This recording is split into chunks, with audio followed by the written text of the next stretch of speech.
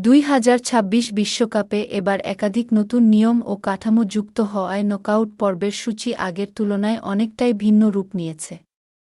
Referring পদ্ধতি থেকে শুরু করে ম্যাচের গঠন, সবখানেই এসেছে পরিবর্তন। এর মধ্যে সবচেয়ে বড় পরিবর্তন হল নকআউট পর্বে দলগুলোর প্রতিপক্ষ নির্ধারণের নিয়ম।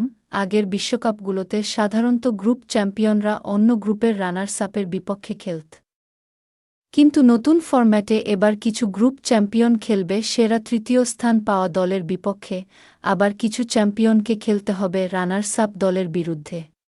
এই নিয়মের কারণেই প্রশ্ন উঠেছে, ব্রাজিল বা আর্জেন্টিনা গ্রুপ চ্যাম্পিয়ন হয়েও কেন সবসময় রানার্স আপের বিপক্ষে খেলছে, অথচ তৃতীয় স্থানধারীর বিপক্ষে নয়? ফিফার নতুন নকআউট কাঠামো অনুযায়ী ৮টি সেরা তৃতীয় স্থানধারী দল শেষ ৩২ জায়গা পায়। তবে তারা কোনো গ্রুপ চ্যাম্পিয়নের মুখোমুখি হবে তা নির্ধারণ হয় আগেই ঠিক করা সূচি অনুযায়ী। তৃতীয় স্থান পাওয়া দলের পরিচয়ের ভিত্তিতে নয়, বরং তারা কোনো গ্রুপ থেকে এসেছে সেটির উপর ভিত্তি করে। এই ব্যবস্থার মাধ্যমে নকআউট পর্বে ভারসাম্য বজায় রাখার চেষ্টা করেছে ফিফা।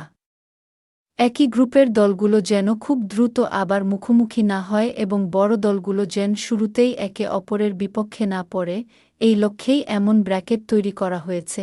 ব্রাজিলের ক্ষেত্রে গ্রুপ সি এর চ্যাম্পিয়ন হিসেবে তারা দ্বিতীয় রাউন্ডে খেলবে গ্রুপ এফ এর রানার্স আপ জাপানের বিপক্ষে।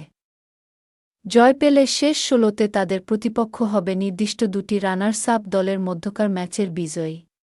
আর্জেন্টিনার ক্ষেত্রেও একই ধরনের সূচি প্রযোজ্য। গ্রুপ জে এর চ্যাম্পিয়ন হলে তারা মুখোমুখি হবে গ্রুপ এইচ এর রানার্স আপ দলের সঙ্গে। এরপর পরবর্তী ধাপে তাদের প্রতিপক্ষ নির্ধারিত হবে আগের ব্র্যাকেট অনুযায়ী রানার্স আপ দলগুলোর মধ্যকার ম্যাচ থেকে। সব মিলিয়ে নতুন এই কাঠামোর মূল উদ্দেশ্য হল প্রতিযোগিতার ভারসাম্য রক্ষা করা এবং নকআউট পর্বকে আরও পরিকল্পিত ও সুশৃঙ্খল করা।